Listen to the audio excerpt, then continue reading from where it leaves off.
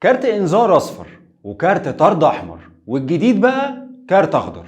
ايه كارت اخضر؟ ما تيجوا نعرف ايه قصة الكارت الاخضر ده واللي هتتنفذ في ايد الحكم في المباريات اللي جاية.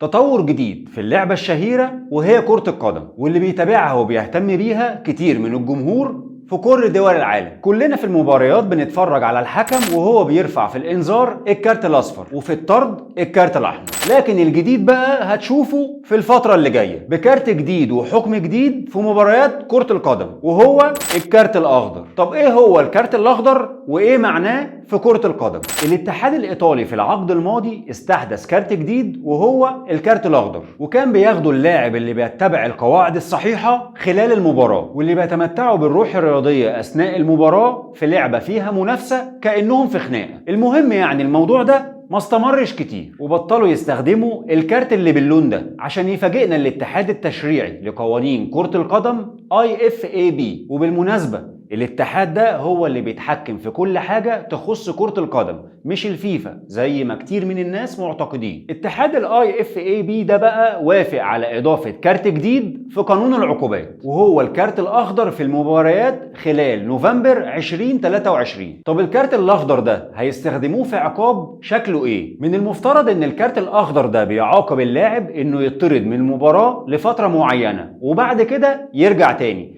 حاجة شبيهة كده بكرة اليد. الكارت الأخضر ده دوره هنا إنه يعاقب اللاعبين اللي قصدهم يعملوا حاجات غير رياضية، والموضوع هنا بيكون مش مستاهل إن هو ياخد كارت أصفر أو توصل إن هو ياخد كارت أحمر. ومن ضمن الحاجات اللي تخلي اللاعب ياخد الكارت ده ويطلع بره الملعب لوقت معين هو إنه مثلا يهاجم الحكم أو يعترض على قرار من قراراته، أو إنه مثلا يتعمد إنه يهدر وقت المباراة أو يضيعها. ومدة الطرد في الحالة دي قدرها اتحاد IFAB بمدة 10 دقايق، يخرج اللاعب بره الملعب ويرجع يكمل المباراة عادي. يعني معنى كده ال10 دقايق دول هيلعبهم فريق أكتر من فريق، وده العقاب اللي لو اتسبب فيه لاعب واحد بيأثر على باقي فريق. الفكرة بقى لو اللاعب خد أكتر من كارت أخضر، يعني خرج بره الملعب 10 دقايق ورجع كمل المباراة وبعدين اتطرد 10 دقايق تانيين، هيبقى ده بمثابة طرد، لأن الفرقة بتاعته هتكون ناقصة لاعب لمدة طويلة وهتتعاقب معاه لمدة 10 دقايق، وكمان اللاعب ده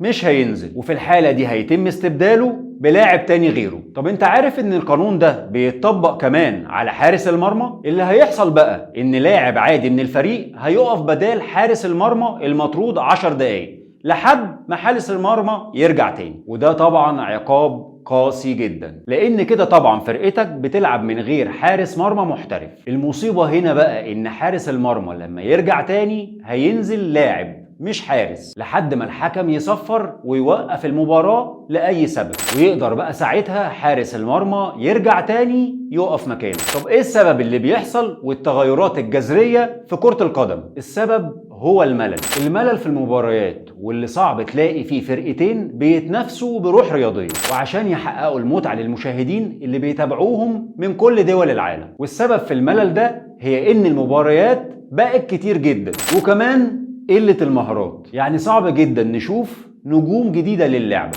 وده طبعا بسبب ان المدربين مش هيقعدوا مستنيين 10 سنين او اكتر عشان خاطر اللاعب اللي معاهم يوصل ويبقى زي نجوم المشاهير اللي كلنا عارفينهم. ودي كانت ببساطة حكاية الكارت الاخضر. قول لنا ايه رأيك، موافق ولا معارض؟ وسيب لنا رأيك في الكومنتات.